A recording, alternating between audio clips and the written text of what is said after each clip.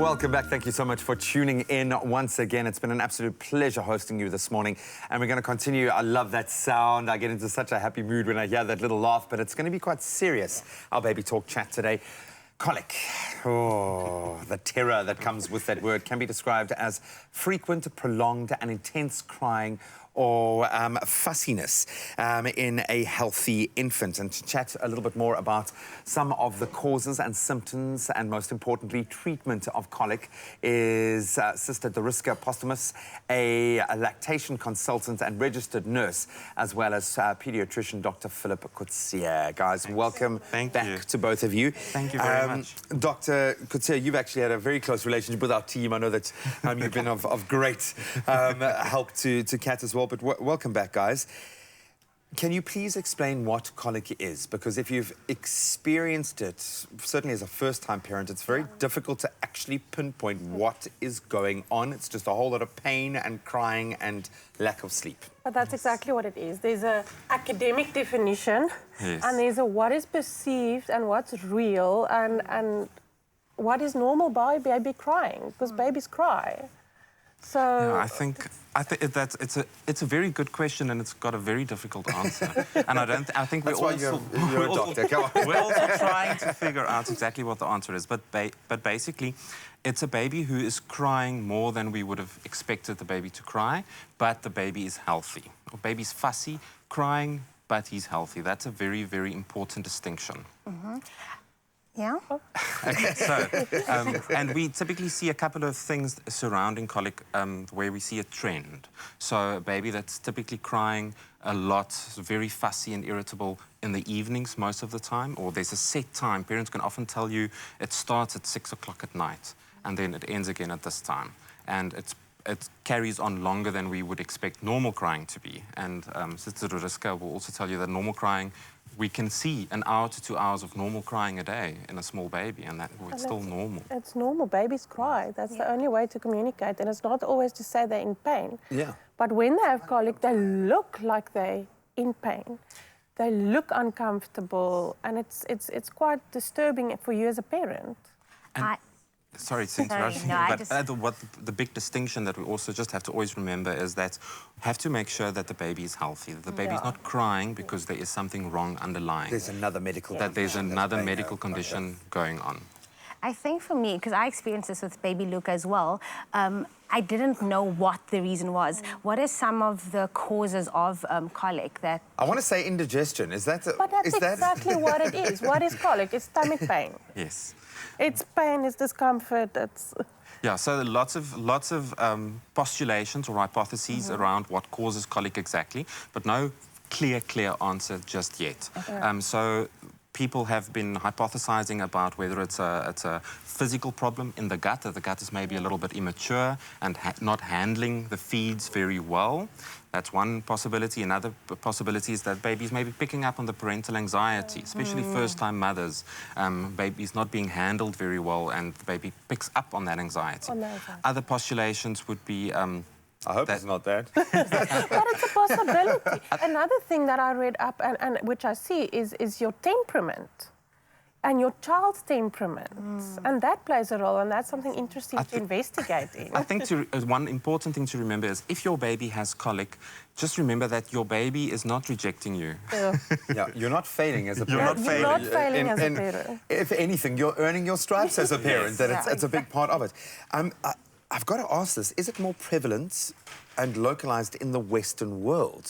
Definitely, yes. So we see definitely that there is a very big association, colic in certain demographic areas where we see more colic versus others, and it's got to do a lot with westernized cultures, where our perception of what normal crying is or should be is a little bit, I think, not what it should be. So we need to, in other words, what you're saying is we need to recalibrate our brains. Lower our expectations. Okay. I thought you were going to say Westerners are just fussy. We're fussy from birth right the way through. Okay, we're going to delve a little bit deeper. I want to know how painful, I know obviously it's difficult to relate, but how dangerous colic can be. So you can think about that. We're going to continue our discussion. If you've got any comments or questions or secret family remedies, maybe some insights to offer us, you can join the conversation on our Facebook page. We'd love to hear from you. It's my feel-good breakfast show.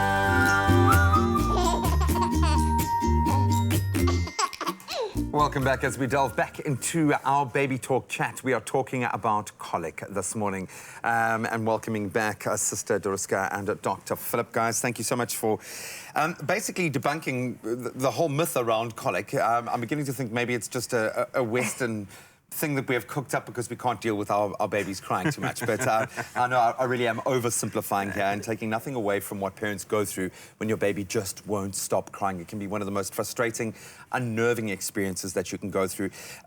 When we left our conversation, I wanted to ask, I left the thought with you, how dangerous is colic? How much damage is being done? How much pain is being felt, do you think, by the babies? And how dangerous can it be?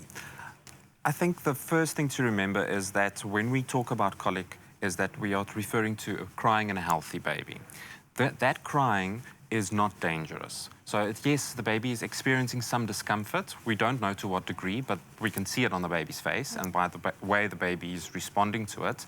But in the long term, the colic or the colicky crying does not have any sequelae. Yeah. Okay, and that has been shown over and over again in clinical trials. Okay, so if the crying is associated to a medical condition, though, it's completely a different story. The danger comes in. We were just speaking about this now. There's so many old school remedies, bootmiddels, versterkdruppels, grijphoorte, all these little treatments.